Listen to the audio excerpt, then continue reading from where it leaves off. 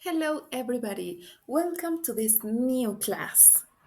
Today, we are going to talk about relative pronouns and what you're going to learn the form, the function, and production.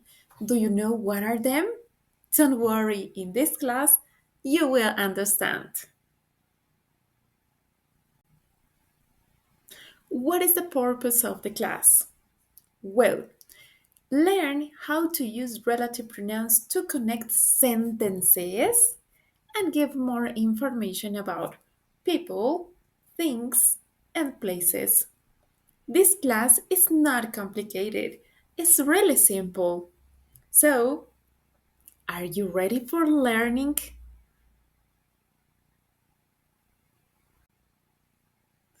To understand relative pronouns, it's necessary to know what are defining relative clauses.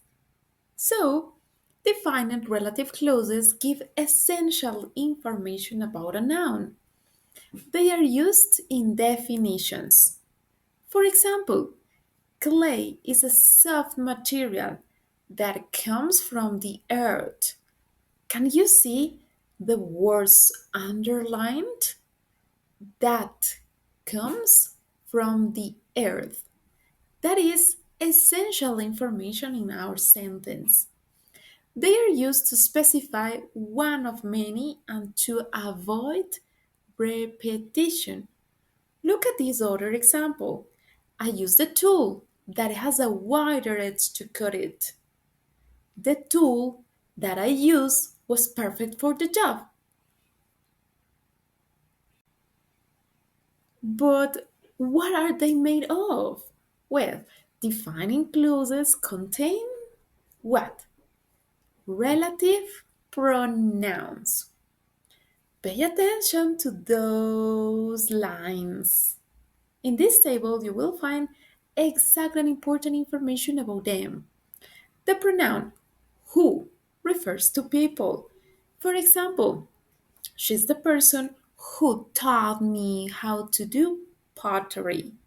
That is used to talk about things. This is the first bowl that I made. Where is to talk about places. This is the studio where I made it. When to talk about time. It was my first day in class when I made it. And whose possession. That's the artist whose pottery is on a display in the museum. But how are they formed? Well, defining clauses are formed using relative pronouns, like I told you. And you have this structure for them subject plus be plus a category plus pronoun and a defining information. Look at those examples. A potter is a person who makes things out of clay. So we're talking about a person, so it's necessary to use who, never when, never where. That is not correct. Another example, he was the artist whose work became famous around the world. Whose is to talk about a possession, so it's good to use it here.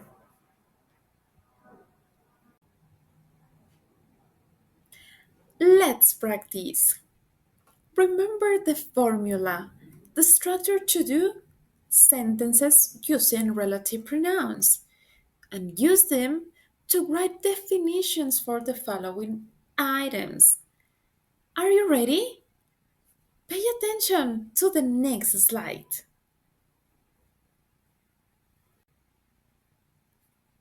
What is an artisan? Artisan. Well, remember the formula. Subject plus be plus category plus pronoun and define information. An artisan is a person whose job is to make art. Do you have another idea? What is an artisan? Now it's your turn to do it. If you want, you can write the examples here in this class. Of course, in the classroom. I have another example for you. What is a pottery wheel? Pottery wheel. Look at the picture. So, a pottery wheel is a machine that is used for making pottery. Obviously, it's not complicated. Remember that it's mandatory to use this formula. It will be easy for you to create your own example sentences.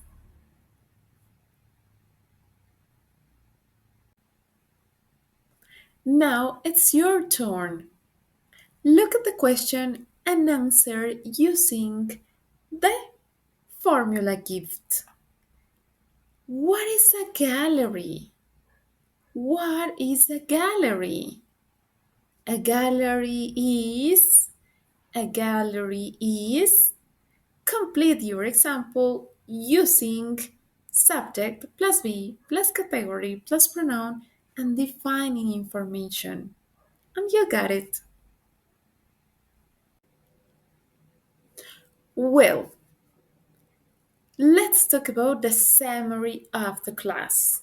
In this lesson, we have learned to talk about the relative pronouns using defining relative clauses. So remember that we have a specific formula to do those sentences. And when is the moment to use relative pronouns, you have those. Who or that to talk about people. Which or that to talk about things. Where to talk about places. And whose to talk about possession. Remember that those words are to connect sentences or ideas, but no to do questions. Those are another grammar topics. Thank you for your time and watching this lesson. If you have any question, remember that you can do it in the session that we're gonna to have this week. Enjoy this learning and good luck with your activities. See you in the next class. Bye bye, guys.